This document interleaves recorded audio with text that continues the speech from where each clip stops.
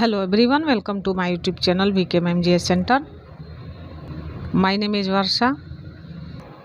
आप सभी का हमारे YouTube चैनल में बहुत बहुत स्वागत है। कैसे हैं आप लोग? उम्मीद है आप लोग बहुत अच्छे होंगे। अपने पढ़ाई को निरंतर जारी रखते हुए आप लोग आगे बढ़ते रहें, इसी उम्मीद के साथ हमारी शुभकामनाएं आप सभी अभ्यर्थियों के साथ है। और हम लोग इस समय मध्यकालीन इतिहास के बारे में अध्ययन कर रहे हैं। आज हम लोग का जो वीडियो का टॉपिक होगा वह होगा भक्ति आंदोलन से संबंधित होगा। आइए हम लोग जानते हैं भक्ति आंदोलन की शुरुआत कब हुई और इस आंदोलन में किन किन संतों ने मुख्य रूप से सहयोग किया, तो हम लोग जानेंगे उसके बारे में। तो आइए हम लोग देखते हैं 6वीं शताब्दी में भक्ति आंदोलन का शुरुआत हुआ था और इसकी शुरुआत जो हुई थी वह तमिल क्षेत्र से हुई थी। तमिल क्षेत्र के कर्नाटक और महाराष्ट्र में यह पूरा फैल गया था।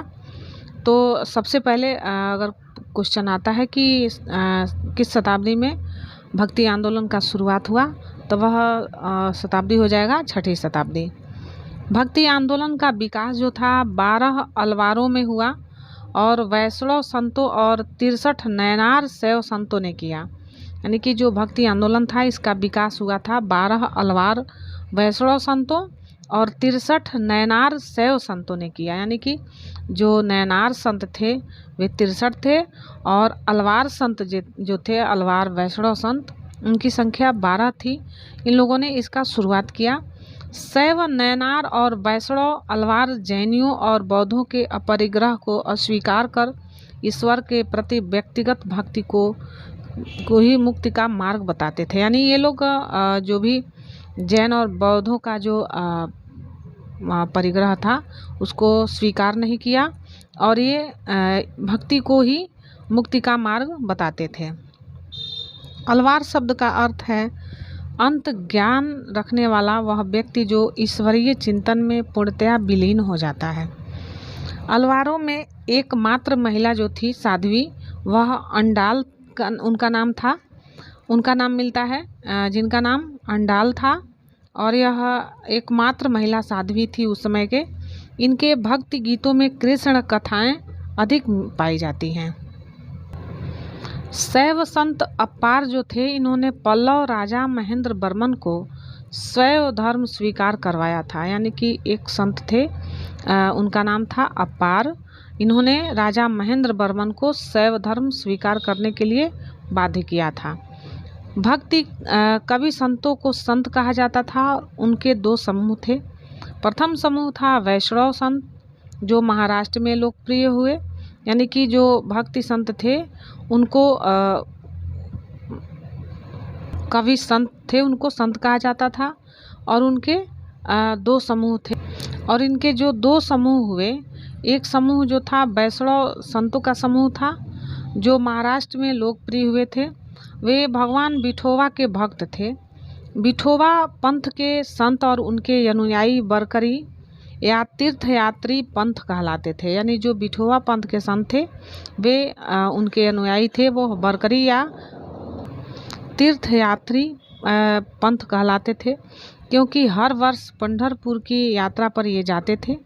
दूसरा समूह जो था वह निर्गुण भक्ति समूह था। यह समूह जो था पंजाब एवं राजस्थान के हिंदी भाषी क्षेत्रों में सक्रिय था और उनकी निर्गुण भक्ति में आस्था थी। या इसकी जो विशेषता होती है निर्गुण भक्ति की, वह भगवान की भक्ति से परे होती है। यानी कि हर विशेषता से परे भगवान की भक्ति होता है। यानी कि उस समय संतों का जो पंथ था वह सगुण और निर्गुण 2 भागों में विभक्त था। भक्ति आंदोलन को दक्षिण भारत से उत्तर भारत में रामानंद के द्वारा लाया गया। बंगाल में जो कृष्ण भक्ति की प्रारंभिक जो अवस्था थी, समय था, उसमें कृष्ण भक्ति के जो प्रतिपादक थे उसमें विद्यापति ठाकुर और चंडीदास शामिल थे। रामानंद की शिक्षा से 2 संप्रदायों का प्रादुर्भाव हुआ। सगुण जो पुनर्जन्म में विश्वास करता था और निर्गुण जो भगवान के निराकार रूप को पूजता था। सगुण संप्रदाय के सबसे प्रसिद्ध व्याख्याताओं में थे कौन कौन थे? तुलसीदास और नाभादास जैसे राम भक्त और निम्बार्क थे, वल्लभाचार्य थे, चैतन्य थे, सूरदास और मीराबाई जैसे कृष्ण भक्त शामिल थे। निर्गुण संप्रदाय के सबसे प्रसिद्ध प्रतिनिधि जो थे वो थे कबीर, जिन्हें भावी उत्तर भारतीय पंथों का आध्यात्मिक गुरु माना जाता था। यानी जो कबीर थे उनकी दोहाएं, उनकी साखी शबद रामायणी ये बहुत ही प्रसिद्ध थी। ये आध्यात्मिक गुरु माने जाते थे और उत्तर भारतीय पंथों का ये आध्यात्मिक रूप से गुरु के रूप में समर्थन प्राप्त था इनको। शंकराचार्य के अद्वैत दर्शन के विरोध में दक्षिण में वैष्णव संतों द्वारा 4 मतों की स्थापना की गई थी। अब ये 4 मत कौन थे, इनको हम लोग देखते हैं। श्री संप्रदाय जो था इसको किसने स्थापित किया? रामानुजाचार्य ने। यह विशिष्टाद्वैतवाद का प्रतिनिधित्व करता था। दूसरा था ब्रह्म संप्रदाय, इसको माधवाचार्य ने स्थापित किया और यह द्वैतवाद का समर्थक था। तीसरा है रुद्र संप्रदाय, इसके संस्थापक जो थे विष्णु स्वामी थे, यह शुद्ध द्वैतवाद का प्रतिनिधित्व करता था। उसके बाद है सनकादि संप्रदाय, इसको जो स्थापित करने वाले हैं वो थे निम्बार्काचार्य और ये द्वैतवाद का प्रतिनिधित्व करते थे। भक्ति आंदोलन के समय के संतों के बारे में हम लोग जानेंगे। उसमें थे शंकराचार्य, इनका जन्म 708 ईस्वी में केरल के कलाड नामक गांव में हुआ था। तो अगर प्रश्न आता है कि शंकराचार्य का जन्म कब हुआ, तो 708 ईस्वी में हुआ और यह केरल के कलाडी नामक गांव में हुआ था। इनके पिता का नाम जो था वह शिव गुरु और माता का नाम आर्यांबा था। यानी कि इनके पिता का नाम क्या था? शिवगुरु था और माता का नाम आर्यांबा था। संन्यास की दीक्षा उन्होंने गोविंद योगी से ली थी। उन्होंने भारत के 4 कोनों में पीठों की स्थापना की। दक्षिण में जो पीठ था वह श्रृंगेरी था जो चिकमंगलुरु कर्नाटक में था। दूसरा था शारदा पीठ, यह पूर्व में था। इसका जो स्थान था वह पुरी उड़ीसा राज्य में। और उसके बाद से गोवर्धन पीठ, यह उत्तर में स्थापित है बद्रीनाथ में, चमोली उत्तराखंड में है। और चौथा है ज्योतिष पीठ तथा पश्चिम में द्वारका जो है जामनगर गुजरात में है, शारदा पीठ है। शंकराचार्य ने जिन 4 पीठों की स्थापना की, तो पहला पीठ कौन सा है? शारदा पीठ, दूसरा है गोवर्धन पीठ, तीसरा है बद्रीनाथ पीठ ज्योतिष पीठ और चौथा है शारदा पीठ या कालिका पीठ। ये चारों पीठ जो हैं इनमें सबसे पहले श्रृंगेरी पीठ की स्थापना हुई थी। शंकराचार्य की मृत्यु 820 ईस्वी में हो गई थी। शंकराचार्य ने बारदारायण के ब्रह्मा सूत्र के आधार पर अपने सिद्धांत का प्रतिपादन किया और अपने दर्शन जो उनका दर्शन था जीव ब्रह्मा की एकता का सिद्धांत पर आधारित था, उसको अद्वैतवाद नाम दिया गया। यद्यपि शंकराचार्य जो थे शैव धर्म के अनुयायी थे, उन्होंने पंचायतन पूजा का निरूपण किया, जिसमें शिव, विष्णु, शक्ति, सूर्य और गणेश की पूजा का विधान था। तो यह जो पंचायतन है इसमें कितने लोगों की पूजा का विधान था? तो 5 लोगों का। कौन कौन है? शिव हैं, विष्णु हैं, शक्ति हैं, सूर्य हैं और गणेश हैं। इसके बाद दूसरे संत को हम लोग देखेंगे रामानुजाचार्य। यह 11वीं शताब्दी में यह थे और इनका जन्म 1017 ईस्वी में हुआ था। इन्होंने राम को अपना आराध्य माना था। मद्रास के निकट पेरुम्बर नामक स्थान पर इनका जन्म हुआ था। 1137 ईस्वी में इनकी मृत्यु हो गई थी। रामानुज ने वेदांत में प्रशिक्षण अपने गुरु से लिया था। कांचीपुरम के यादव प्रकाश से यह प्रशिक्षण लिया था। किसका? वेदांत का। इनके अनुसार मोक्ष प्राप्ति का सर्वोत्तम साधन जो है वह क्या है? विष्णु के प्रति अनन्य भक्ति भाव को रखना, यह मोक्ष का सर्वोत्तम साधन है। भगवान विष्णु की कृपा दृष्टि से भक्त उनके साथ एकाकार होने का परमानंद प्राप्त कर सकता है। रामानुज ने विशिष्टाद्वैतवाद के सिद्धांत का प्रतिपादन किया। तो अगर प्रश्न पूछता है कि विशिष्टाद्वैतवाद के प्रतिपादक कौन थे, तो वह रामानुज थे, जिनके अनुसार आत्मा परमात्मा से जुड़ने के बाद भी अपनी अलग सत्ता बनाए रखती है। इनके सिद्धांत में भक्ति की नई धारा को बहुत प्रेरित किया, जो परवर्ती काल में उत्तरी भारत में विकसित हुई थी। रामानुजाचार्य के अनुसार आत्मा व परमात्मा का संबंध चिंगारी व अग्नि के संबंध जैसा है। रामानुज के अनुयायियों को वैष्णव कहा जाता था। अब हम लोग अगले संत पे आएंगे, जो थे रामानंद। इनका जो समय था 1368 से लेकर 1468 तक। इनका जन्म हुआ था प्रयाग में, यानी रामानंद का जन्म कहाँ हुआ था? प्रयाग में हुआ था। उनकी शिक्षा प्रयाग तथा वाराणसी में हुई। इन्होंने अपना संप्रदाय सभी जातियों के लिए खोल दिया। रामानुज की भांति इन्होंने भी भक्ति का मोक्ष का एकमात्र साधन स्वीकार किया। इन्होंने मर्यादा पुरुषोत्तम राम एवं सीता की आराधना को समाज के समक्ष रखा। जो संत रामानंद थे, इनके 12 शिष्य थे। इनमें 2 स्त्रियां थी, पद्यावती और सुरसती। इनके प्रमुख शिष्य जो थे वह कौन थे? रैदास थे, जो चमार जाति से बिलोंग करते थे। कबीर जुलाहा जाति से, धन्ना जाट जाति से, सेना नाई जात से, पीपा जो थे वह राजपूत जात से, और सधना कसाई जात से बिलोंग करते थे। अब हम लोग संत रामानंद के जो शिष्य थे कबीर, उनके बारे में जानेंगे। इनका जन्म हुआ था 1440 ईस्वी में। यह जो समय है वो विवादास्पद है। इसके बारे में बहुत सारे विवाद हैं, लेकिन इनका जन्म का जो समय है 1440 ही माना जाता है। इनका जन्म वाराणसी में एक विधवा ब्राह्मणी के गर्भ से माना जाता है। यह लोक श्रुतियों के अनुसार माना जाता, नहीं लौकिक कई बातों को के आधार पर इनको माना जाता है।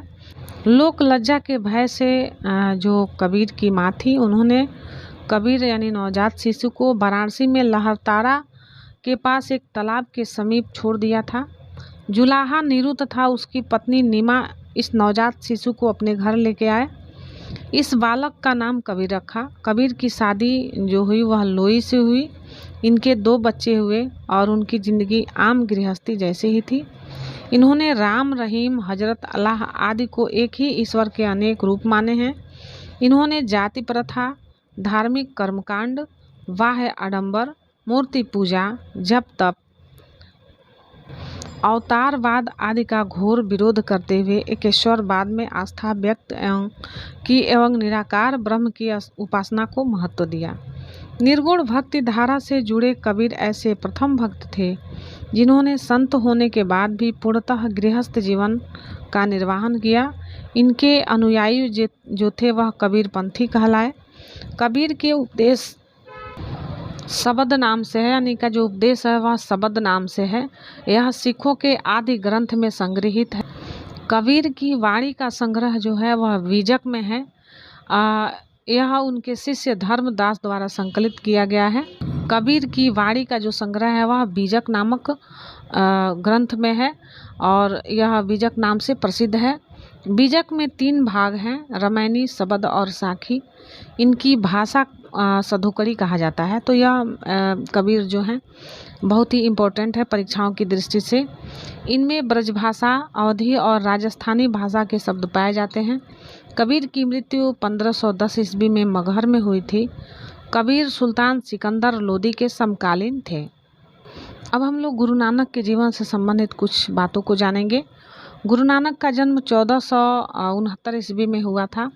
पंजाब के रावी नदी के तट पर स्थित तलवंडी नामक स्थान में हुआ था और वह पंजाब जो था उस समय पाकिस्तान से अविभाजित था, जो अब ननकाना साहिब के नाम से विख्यात है। उनकी माता का नाम जो था तृप्ता देवी था तथा पिता का नाम मेहता कालूराम था, जो पटवारी थे।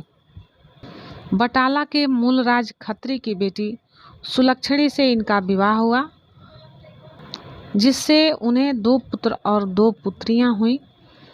उन्होंने देश का 5 बार चक्कर लगाया, जिसे उदासीस कहा जाता है, यानी कि 5 बार चक्कर लगाने का जो काम था गुरु नानक का, इस प्रक्रिया को उदासीस कहा जाता है। उन्होंने कीर्तनों के माध्यम से उपदेश दिए।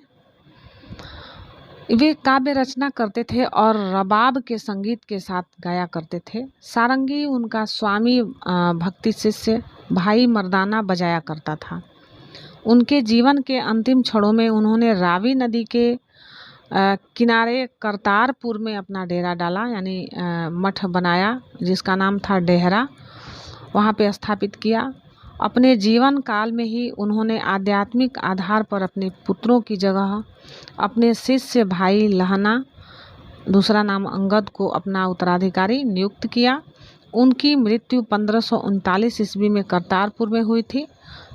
नानक ने सिख धर्म की स्थापना की। नानक जो थे वह सूफी संत बाबा फरीद से प्रभावित थे। अब हम लोग देखेंगे चैतन्य स्वामी के बारे में। चैतन्य का जन्म 1486 ईस्वी में हुआ था। कहाँ हुआ था? नवद्वीप नामक जगह पर, बंगाल में है, मायापुर गांव में हुआ था। उनके पिता का नाम जगन्नाथ मिश्र और माता का नाम सच्ची देवी था। पाठशाला में चैतन्य को निमाई पंडित या गौरांग कहा जाता था। चैतन्य का वास्तविक नाम जो था विशंभर था। उन्होंने गोसाई संघ की स्थापना की और साथ ही संकीर्तन प्रथा जो होती है, गायन की कीर्तन शैली को जन्म इन्होंने दिया था। इनके दार्शनिक सिद्धांत को अचिंत्य भेदाभेद भाव के नाम से जाना जाता था। 1510 ईस्वी में केशव भारती नामक सन्यासी ने चैतन्य को सन्यास की दीक्षा दी। सन्यासी बनने के बाद बंगाल छोड़कर ये पुरी चले आए जो उड़ीसा में है, जहां उन्होंने 2 दशक तक भगवान जगन्नाथ की उपासना की। इनकी मृत्यु 1533 ईस्वी में हो गई थी। अब हम लोग श्रीमद् वल्लभाचार्य के बारे में जानेंगे। श्रीमद् वल्लभाचार्य का जन्म 1479 ईस्वी में हुआ था। यह चंपारण जो है वाराणसी में, वहीं पे हुआ था। उनके पिता का नाम लक्ष्मण भट्ट था तथा माता का नाम यलमगरू था। उनका विवाह महालक्ष्मी के साथ हुआ। इनके 2 पुत्र हुए, गोपीनाथ जिसका जन्म 1511 में हुआ तथा दूसरा विट्ठलनाथ था जिसका जन्म 1516 ईस्वी में हुआ था। इन्होंने गंगा जमुना संगम के समीप अरैल नामक स्थान पर अपना निवास स्थान बनाया। वल्लभाचार्य ने भक्ति साधना पर विशेष जोर दिया। इन्होंने भक्ति को मोक्ष का साधन बताया। इनके भक्ति मार्ग को पुष्टि मार्ग कहते हैं। सूरदास वल्लभाचार्य के शिष्य थे। तो यहाँ पे एक मेन क्वेश्चन बनता है कि पुष्टि मार्ग किनका दिया हुआ है, तो यह हो जाएगा किसका? वल्लभाचार्य का, यानी श्रीमद् वल्लभाचार्य का। विट्ठलनाथ को अकबर ने गोकुल और जैतपुरा की जागीर प्रदान की थी, यानी कि जो श्रीमद् वल्लभाचार्य का जो पुत्र था विट्ठलनाथ, इसको अकबर ने गोकुल और जैतपुरा की जागीर प्रदान की थी। हम लोग मेन पॉइंट्स देखते चल रहे हैं जो परीक्षा की दृष्टि से महत्वपूर्ण है। बहुत ज़्यादा वीडियो को बड़ा न करते हुए लोग देखते हैं गोस्वामी तुलसीदास के बारे में। इनका जन्म उत्तर प्रदेश के बांदा जिले में राजापुर गांव में हुआ था। 1532 ईस्वी में इनका जन्म हुआ था। इनके पिता का नाम आत्माराम दुबे और माता का नाम हुलसी था। इन्होंने रामचरितमानस की रचना की। इनकी मृत्यु 1623 ईस्वी में हो गई थी। तुलसीदास मुगल शासक अकबर के एवं मेवाड़ के शासक महाराणा प्रताप के समकालीन थे। उसके बाद हम लोग देखते हैं धन्ना का जन्म 1415 ईस्वी में हुआ। एक जाट परिवार में हुआ था। राजपूताना से बनारस आकर ये रामानंद के शिष्य बन गए। कहा जाता है कि इन्होंने भगवान की मूर्ति को हठात भोजन कराया था। अब हम लोग देखते हैं मीराबाई के बारे में। मीराबाई का जन्म 1498 ईस्वी में मेड़ता जिले के चौकारी नामक ग्राम में हुआ था। उनके पिता का नाम रत्न सिंह राठौर था। इनका विवाह 1516 ईस्वी में राणा संगा के बड़े पुत्र और युवराज भोजराज से हुआ था। अपने पति की मृत्यु के उपरांत ये पूर्णतः धर्मपरायण जीवन व्यतीत करने लगी। इन्होंने कृष्ण की उपासना प्रेमी एवं पति के रूप में की। इनके भक्ति गीत मुख्यतः ब्रज भाषा और आंशिक रूप से राजस्थानी में लिखे गए हैं तथा इनकी कुछ कविताएं राजस्थानी में भी हैं। इनकी मृत्यु 1546 ईस्वी में द्वारिका में हो गया था। अब हम लोग रैदास के बारे में जानेंगे। ये जाति से चमार थे और बनारस के रहने वाले थे। ये रामानंद के 12 शिष्यों में से एक थे। इनके पिता का नाम रघु तथा माता का नाम रघुबिनिया था। ये जूता बनाकर आजीविकोपार्जन करते थे। इन्होंने राय दासी संप्रदाय की स्थापना की। तो यह एक मेन पॉइंट्स यहाँ से बनता है कि राय दासी संप्रदाय की स्थापना किसने की, तो यह रैदास ने की थी। अब देखते हैं दादू दयाल के बारे में। ये कबीर के अनुयायी थे। इनका जन्म 1544 ईस्वी में अहमदाबाद में हुआ था। इनका संबंध धुनिया जाति से था। सांभर में आकर इन्होंने ब्रह्म संप्रदाय की स्थापना की। अकबर ने धार्मिक चर्चा के लिए इन्हें एक बार फतेहपुर सिकरी बुलाया था। इन्होंने निपख नामक आंदोलन की शुरुआत की। तो एक मेन पॉइंट्स यहाँ बनता है कि निपख नामक आंदोलन की शुरुआत किसने की, तो वह किसने की, दादू दयाल ने। और ब्रह्म संप्रदाय की स्थापना किसने की, तो यह भी दादू दयाल ने की। इनकी मृत्यु 1603 ईस्वी में हो गया। सुंदर दास जो थे वह दादू के शिष्य थे। अब हम लोग शंकर देव के बारे में जानेंगे। इनका जो समय था वह 1449 ईस्वी से लेकर 1569 ईस्वी तक था। इन्होंने भक्ति आंदोलन का प्रचार प्रसार असम में किया। ये चैतन्य के समकालीन थे। इनका संदेश विष्णु या उनके अवतार कृष्ण के प्रति पूर्ण निष्काम भक्ति पर केंद्रित था। ये अकेले कृष्ण मार्गी वैष्णव संत थे जो मूर्ति के रूप में कृष्ण की पूजा के विरोधी थे। तो इस तरह से हम लोगों ने आज मुख्य रूप से भक्ति आंदोलन के संतों के बारे में जाना और उनके बारे में मेन पॉइंट्स को देखा है। वो ज़्यादा वीडियो को बड़ा ना करते हुए हम लोग वीडियो को यहीं समाप्त करते हैं। फिर मिलते हैं हम लोग अगली वीडियो में। इस वीडियो कैसी लगी कमेंट करिए, हमारे चैनल को सब्सक्राइब करिए, बेल आइकन को प्रेस करिए, वीडियो को लाइक शेयर कमेंट करिए।